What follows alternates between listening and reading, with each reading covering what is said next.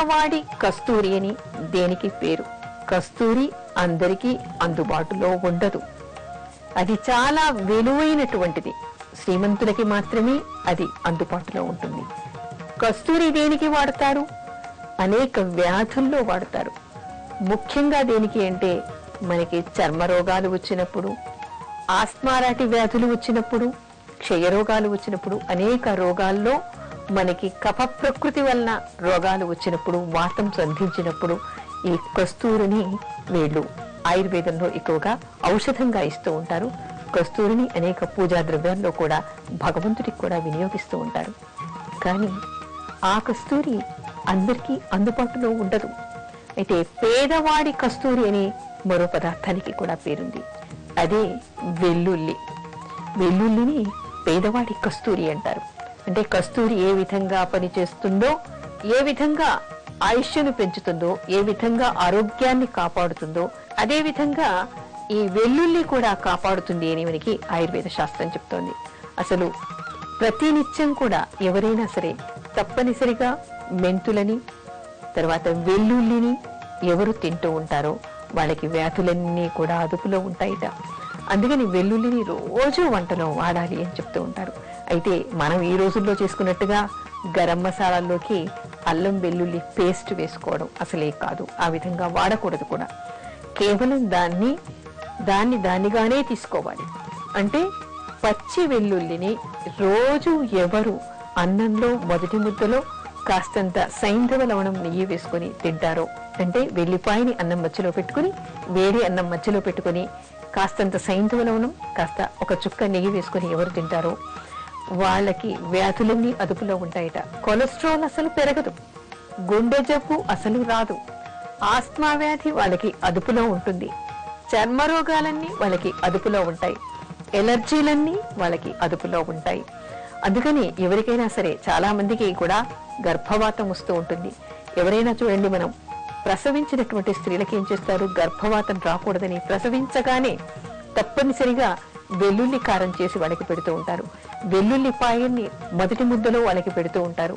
వెల్లుల్లిని అధికంగా వాడుతూ ఉంటారు. ఈ అధికంగా ప్రసవించినటువంటి స్త్రీలు వెల్లుల్లిని వాడటం వల్ల వాళ్ళకి పిల్లలకి ఇచ్చేటువంటి పాల వృద్ధి కూడా ఎక్కువ అవుతుందిట. స్తన్యం పెరుగుతుంది, ఆరోగ్యకరమైనటువంటి పాలు పిల్లలకి వస్తాయి. అంటే వీళ్ళ పాలల్లో ఘాటు ఉండటం వల్ల ఆ పసి పిల్లలకి కూడా ఎలాంటి జబ్బులు రాకుండా, అంటే వాతపు వ్యాధులు రాకుండా, తర్వాత ఆస్మా లాంటి జల వ్యాధులు రాకుండా, కఫ ప్రకృతి పెరగకుండా, వాతావరణంలో చల్లగా ఉన్నప్పుడు ఆ తర్వాత వాతావరణంలో వీళ్ళకి వచ్చేటువంటి మార్పుని తట్టుకునేటువంటి శక్తి ఆ పిల్లలకు కూడా ఏర్పడుతుందిట. తర్వాత ఎవరికైనా సరే కఫ ప్రకృతి బాగా పెరిగిందంటే, ఆస్మా ఉన్నటువంటి వాళ్ళు, ఎలర్జీ ఉన్నటువంటి వాళ్ళు, ముఖ్యంగా కాళ్ల నొప్పులు, మోకాళ్ల నొప్పులు ఉన్నటువంటి వాళ్ళంతా కూడా ఈ వెల్లుల్లిని తినటం వల్ల, ఔషధంలాగా తీసుకోవటం వల్ల తప్పకుండా ఆ వ్యాధులన్నీ అదుపులో ఉంటాయి అని చెప్పేసి మనకి ఆయుర్వేద శాస్త్రం చెప్తోంది.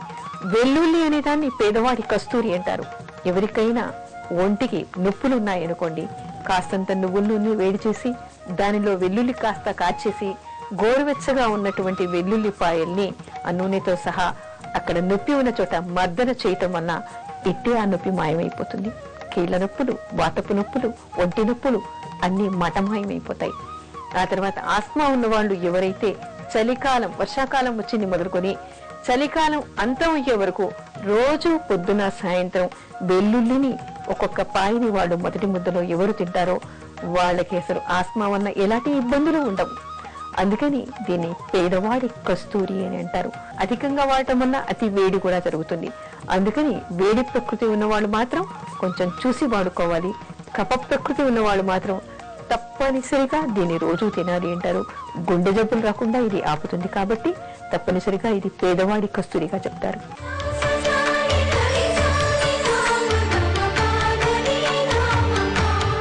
ప్రేక్షకుల సందేహాలకు జవాబులు. చాలా మంది ప్రేక్షకులు ఎన్నో సందేహాల్ని మాకు రాస్తూ ఉన్నారు. అందుకని ప్రతి వారం ఏదో ఒక ఎపిసోడ్ లో ప్రేక్షకుల సందేహాలకి జవాబులు చెప్పాలని నిర్ణయించుకున్నాం. ఇప్పుడు కొంతమంది ప్రేక్షకుల సందేహాలకి జవాబులు చెప్తారు. బెంగళూరు నుంచి శాంతి గారు రాస్తూ ఉన్నారు. వారికి వచ్చినటువంటి సందేహం ఏమిటంటే, ప్రతిరోజు ఉదయం 6 నుంచి 7 గంటల లోపు పూజ చేయకూడదా, ఇంట్లో 3 బర్నర్స్ ఉన్నటువంటి స్టవ్ను వాడకూడదా అని వీరు అడుగుతూ ఉన్నారు. అసలు ఎవరండి మీకు చెప్పింది ఉదయం 6 నుంచి 7 గంటల లోపల పూజ చేయకూడదని చెప్పేసి? మామూలుగా ఎవరైనా సరే ప్రాతకాలంలో సూర్యోదయానికంటే ముందు లేచి స్నానం చేసి దీపారాధన చెయ్యాలి అంటారు. కొంత వీలు పడినప్పుడు 6 నుంచి 7 గంటల లోపు పూజ చేయటం విశేషమే, కానీ అది ఎంత మాత్రం కూడా దోషం కాదు. మరొకటి కూడా తెలుసుకోవాలి. చాలా మంది ప్రేక్షకులు అడిగినటువంటి మరో సందేహం ఏమిటంటే, ఏమండి పొద్దున పూజ చేయటం కుదరకపోతే మధ్యాహ్నం దీపం వెలిగిస్తే దోషమా అని కూడా కొంతమంది అడుగుతూ ఉన్నారు.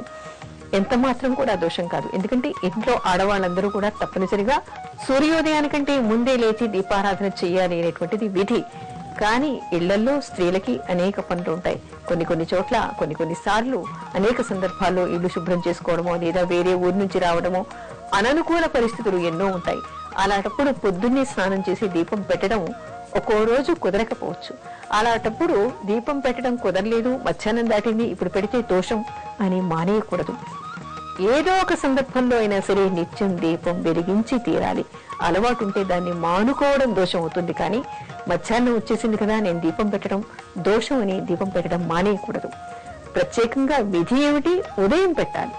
వీలు కాకుంటే ఏదైనా అననుకూల పరిస్థితి వస్తే భోజనం చేసే ముందే స్నానం చేయగానే అది ఏ సమయమైనా సరే విధిగా దీపారాధన చేసి భగవంతుడికి నమస్కరించుకుని ఆ తర్వాత భోజనం చేయడం విశేషం. కానీ అది ఎంత మాత్రం కూడా దోషం కాదు అనేటువంటి విషయాన్ని తెలుసుకోవాలి. తర్వాత ఇంట్లో 3 బర్నర్స్ ఉన్నటువంటి స్టవ్ ఉండకూడదా అన్నారు. ఇది ఎక్కడి సందేహం? పూర్వకాలం మనకి ఎన్నో మట్టి పొయ్యిలు ఉండేవి, 3 ఉండేవి, 4 ఉండేవి. ఇళ్లలో చాలా రకాలుగా చాలా పొయ్యిలు ఉండేవి. అందుకని 3 బర్నర్స్ ఉన్నటువంటి స్టవ్ వాడటం ఎంత మాత్రం కూడా దోషం కాదు. ఇలాంటివన్నీ కూడా మూఢనమ్మకాలుగా తీసేయాలి. మీ అవసరాన్ని అనుకూలాన్ని బట్టి మీరు వినియోగించుకోవచ్చు.